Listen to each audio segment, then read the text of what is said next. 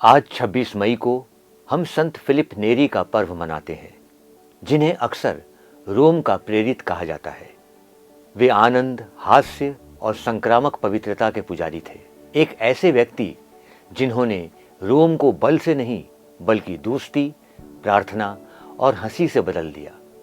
Philip नेरी का जन्म 1515 में फ्लोरेंस, इटली में हुआ था और वे युवा अवस्था में ही रोम चले गए थे। उनके समय का रोम आध्यात्मिक सूखापन, पुरोहितों का भ्रष्टाचार और सामाजिक पतन से भरा हुआ था। लेकिन फिलिप नेरी का मानना था कि चर्च के दिल को नवीनीकृत किया जा सकता है, निंदा से नहीं बल्कि प्यार, आनंद और उदाहरण से। उन्होंने अपने आसपास युवाओं और छात्रों का एक समूह इकट्ठा किया। उन्होंने प्रार्थना की, शास्त्र पढ़े, भजन गाए और गरीबों की सेवा की। इन साधारण सभाओं से ओलेटरी की मंडली उभरी, पुरोहितों का एक समुदाय जो भाईचारे में रहता था और नम्रता और हर्ष के साथ सेवा करता था। फिलिप के पास एक उल्लेखनीय आध्यात्मिक उपहार था।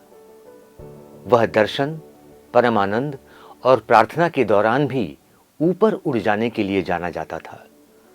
लेकिन वह मजाक भी करता था, अपने साथियों को चिढ़ाता था और घमंड को दूर रखने के लिए खुद का मजाक भी उड़ाता था।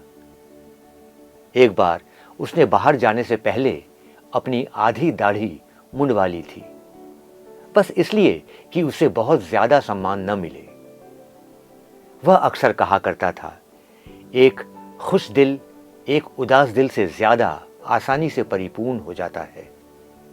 एक समय में जब लोग सोचते थे कि पवित्रता का मतलब सख्ती और कठोरता है, फिलिप ने लोगों को याद दिलाया कि ईश्वर सुलभ है और आनंद पवित्र आत्मा का संकेत है और आध्यात्मिक जीवन में हास्य, संगीत और समुदाय शामिल होना चाहिए।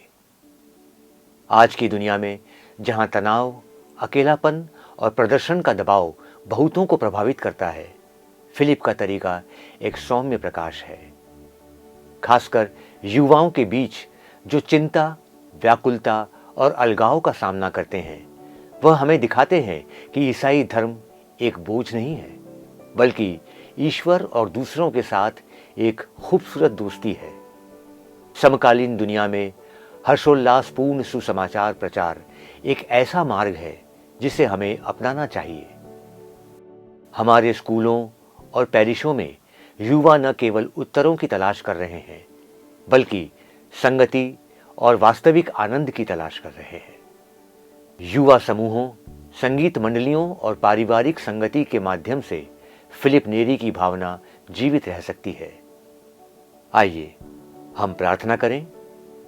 सेंट फिलिप नेरी हमें यीशु का अनुसरण आनंद से करना सिखाएं। हमें विश्वास को भय के साथ नहीं बल्कि दयालुता, हर्ष और सच्ची दोस्ती की गर्मजोशी के साथ साझा करने में मदद करें।